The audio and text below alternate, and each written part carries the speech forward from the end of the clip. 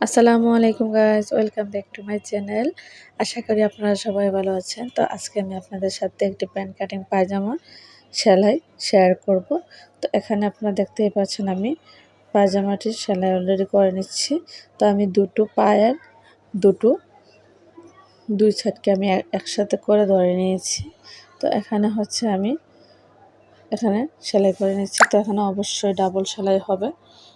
তো আমি ডাবল সেলাই দিয়ে নিয়েছি। তো সেমভাবে আমি অপর পাশে এই যে সেলাই করে নিয়েছি। তো এখন আমি মাঝ বরাবর এই যে চিহ্নিত করে রেখেছি, এগুলোতে ধরে নিলে দুটো পা বাইর হয়ে যাবে। তো এই যে আপনারা দেখতে পাচ্ছেন দুটো পা বাইর হয়ে গেছে। তো আর এই যে চিহ্নিত করে রেখেছি কোমরে, আর আমি একদম নিচে মোহরিতে চিহ্নিত করে রেখেছি। তো এইভাবে চিহ্নিত করে রাখা অংশটুকু আমি মাঝ বরাবর থেকে 2 সুতা বা 3 সুতা পরিমাণ ফাঁকা রেখে আমি এখানে সেলাইটা দিয়ে নেব।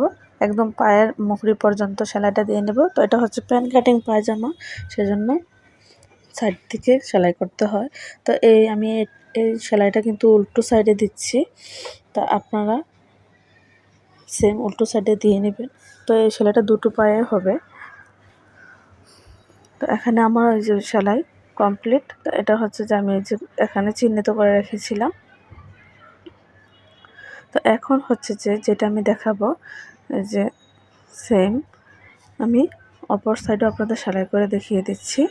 তারপরে এখানে একটা টিপস আছে, ওই টিপসটা হচ্ছে আমি আপনাদের এখন বলবো। এটা হচ্ছে যে এই পায়জামাটা যে সেলাইটা হয়েছে, এটা একটা সাইড এই পাশে সেলাই করতে হবে।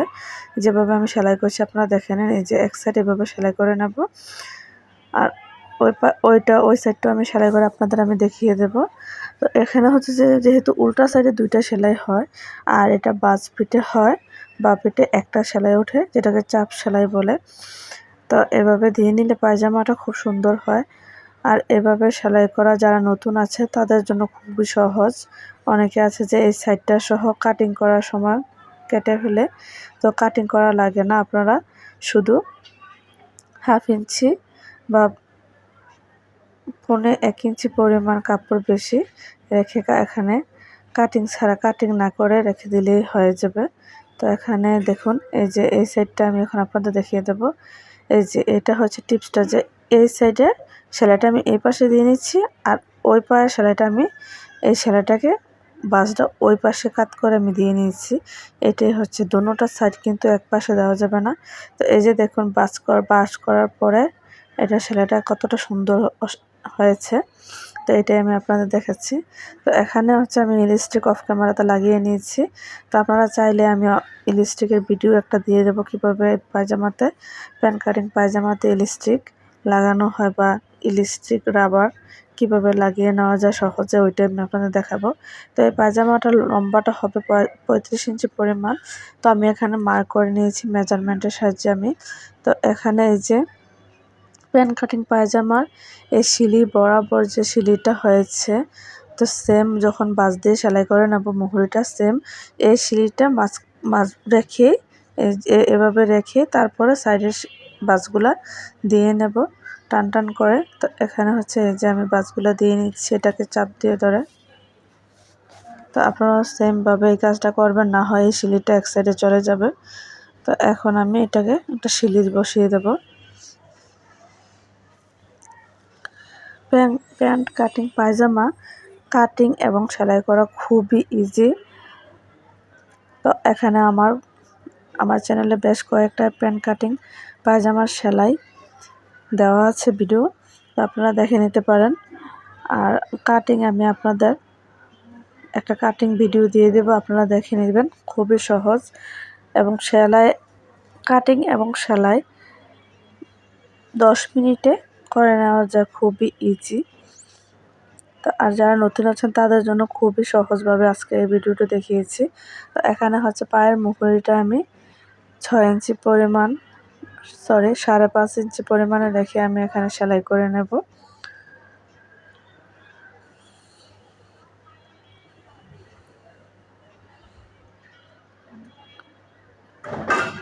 তো আপনারা এভাবে ধরে এই প্যান্ট কাটিং পায়জামার চাপ সিলিটাতে ধরে সুন্দর করে মিলিয়ে পুরোটা পায়জামা সেলাই করে নেবেন।